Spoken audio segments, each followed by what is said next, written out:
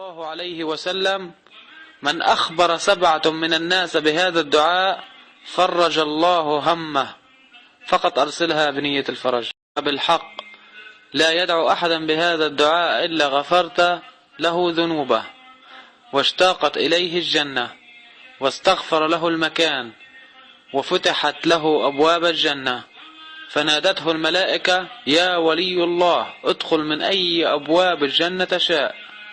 والدعاء هو: اللهم إني أسألك إيمان دائما، وأسألك قلبا خاشعا، وأسألك علما نافعا، وأسألك يقينا صادقا، وأسألك دينا قيما، وأسألك العافية من كل بلية.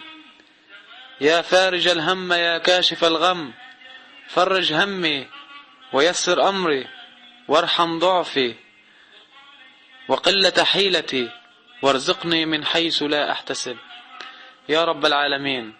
قال رسول الله صلى الله عليه وسلم: من أخبر 7 من الناس بهذا الدعاء فرج الله همه، فقط أرسلها بنية الفرج.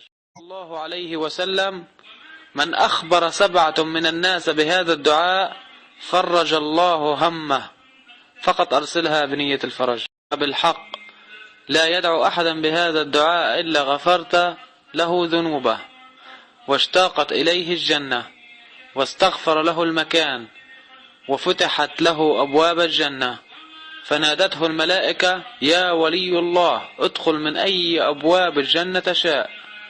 والدعاء هو: اللهم إني أسألك إيمان دائما، وأسألك قلبا خاشعا، وأسألك علما نافعا، وأسألك